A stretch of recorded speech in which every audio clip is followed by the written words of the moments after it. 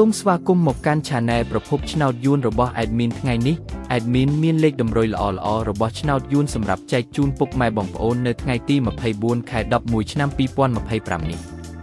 ដូចនេះ Admin មិនចង់ឲ្យចំណាយពេលវេលារបស់ពុកម៉ែបងប្អូនយូរតោះយើងមកតាមដានលេខតម្រុយរបស់យើងទាំងអស់គ្នា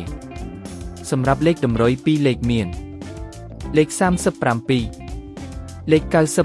91សម្រាប់លេខតម្រុយអូស2លេខមានលេខតម្រុយទី1រអូស30និងលេខតម្រុយចុងក្រោយអូស90សម្រាប់លេខតម្រុយ3លេខមាន761គុណនិង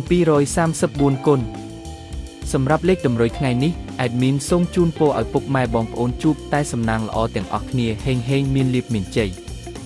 ជាចុងក្រោយសូមកុំភ្លេចជួយចុច Subscribe និង Comment ហើយដាក់សញ្ញារូបកណ្ដឹងដើម្បីជួយផ្ដល់កម្លាំងចិត្តមកកាន់ Admin ជាពិសេសងាយស្រួលតាមដានវីដេអូថ្មីនិងលេខតម្រុយល្អៗជាប្រចាំថ្ងៃជាមួយ Admin សូមគោរពលាពុកម៉ែបងប្អូនពីខ្ញុំបាទប្រភពឆ្នោតយួនសំណាងល្អទាំងអស់គ្នាសូមអរគុណ